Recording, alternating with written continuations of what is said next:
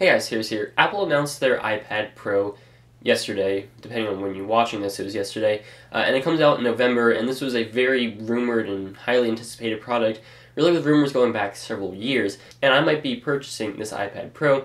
So here are the top 5 concerns that I have with buying the iPad Pro. Starting out with number 1 is the price and configurations. For $800, it comes in at 32 gigabytes. For a quote-unquote Pro device, I kind of expected to maybe start at 64 gigabytes and not max out at 128 gigabytes, especially for something that's so media and creation oriented. 128 gigs and 32 gigs for the only option seems a bit limited, and if you want LTE, you're going to have to get the 128 gig model, which is going to cost you nearly $1,100.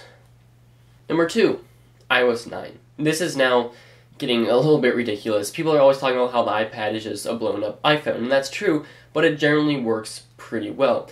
But this is a 12.9 inch iPhone, essentially. You can think of it in that way. It's the same experience as you would get on an iPhone 4S with a 3.5 inch screen, and this of course has nearly a 13 inch screen.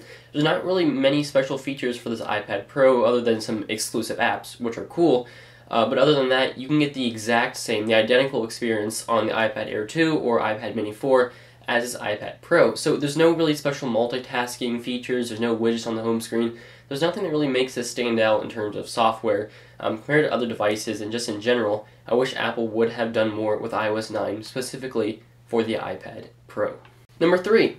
To get the most out of it, you're not done spending. This of course can be said about the Surface Pro and other devices of this kind, but that doesn't really make it any better. If you want the really cool Apple Pencil, which you might want, that's going to cost you $100, and if you want the really cool smart cover keyboard, that's going to cost you $180, so nearly $300 more if you really want to get the most out of this, which I think if you're buying an iPad Pro, you're probably going to want those accessories because they really make the experience full. Number 4, no I/O, no SD card reader, no SD card slot, no USB, no USB-C, which could have really had a good impact in the technology world if there was a USB-C port on this. No HDMI, no mini HDMI, no way to connect this to an external monitor unless you're using a lightning adapter. So basically everything's going to have to be through Lightning on the iPad Pro or the special smart connector, but I don't know if that'll be available for third-party companies. It probably will, but who knows if you'll be able to use that for more than just connecting a keyboard. So it's a bit disappointing that basically the only thing on here is a headphone jack, a lightning connector, and the smart connector. So there's no really I/O on this iPad Pro. Again, emphasis on Pro. Is it Pro?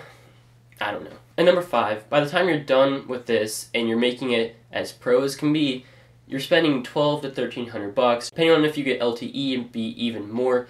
And by that price point, you're paying more than 11-inch MacBook Air, more than 13-inch MacBook Air, almost as much as the 12-inch MacBook, more than the 2012 MacBook Pro, nearly as much as the Retina MacBook Pro. You're just spending a lot of money on this iPad, and it'll still be able to do a little bit less than the MacBooks, although of course you do get the touchscreen, so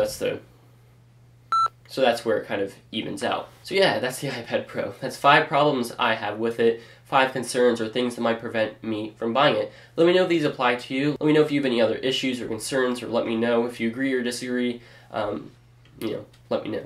So thank you guys for watching. Let me know if you're going to buy this. Let me know if you want me to buy this, and I'll catch you guys in the next one. Thank you for watching.